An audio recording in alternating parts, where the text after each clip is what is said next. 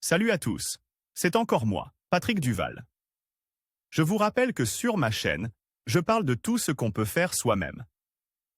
Abonnez-vous si vous aimez bricoler, il y aura plein de choses intéressantes.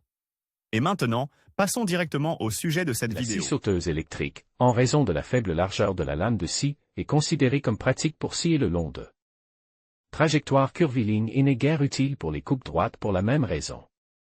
Si vous n'utilisez pas de guide, elle commence à dériver latéralement. Mais en équipant l'outil d'un dispositif élémentaire, il est possible d'éviter cet inconvénient. Pour sa fabrication, vous n'avez besoin que des matériaux les plus simples et de quelques connaissances en serrurerie et en menuiserie. Vous aurez besoin de une scie sauteuse électrique, une planche de stratifie, un mastic adhésif haute performance et de la superglue, une feuille de métal. De petits aimants ronds en néodyme, http://ali. Pub 4YY1 le processus de fabrication d'un gabarit pour assurer une coupe parfaitement droite. Placez la semelle de la scie sauteuse sur le bord du panneau stratifie, en laissant une petite bande à l'extérieur. À la même distance de l'autre bord de la semelle, tracez une ligne transversale et coupez le morceau de planche marque, en enlevant la serrure.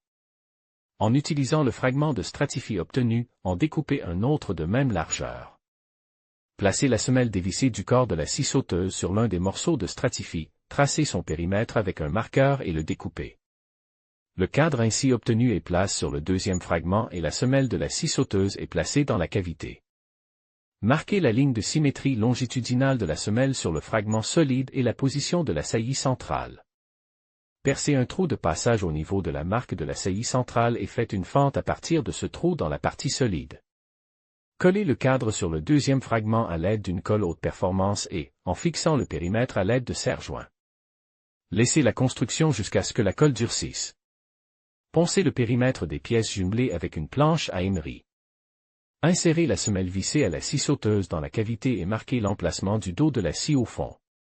Mesurez la distance entre l'extrémité aveugle du trait de scie et l'emplacement de la lame de scie, ainsi que sa portée. Découpez dans une tôle un cadran dont les rayons correspondent à la distance entre l'extrémité aveugle du trait de scie et l'emplacement de la scie, réduite de 1 à 1,5 mm.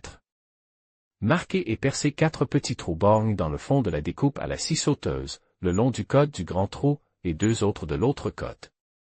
Utilisez de la colle haute performance pour y fixer les aimants en néodyme. Insérez un rayon du cadran dans la fente de la base en stratifie par le bas et fixez-le avec de la supercolle. Insérez la semelle, native, dans le creux de la semelle stratifiée. Dans ce cas, lorsque l'on coupe le matériau à la scie, le quart de cercle métallique situé derrière dans le trait de scie assure la rectitude de la coupe, ne permettant pas à l'outil de se déplacer latéralement.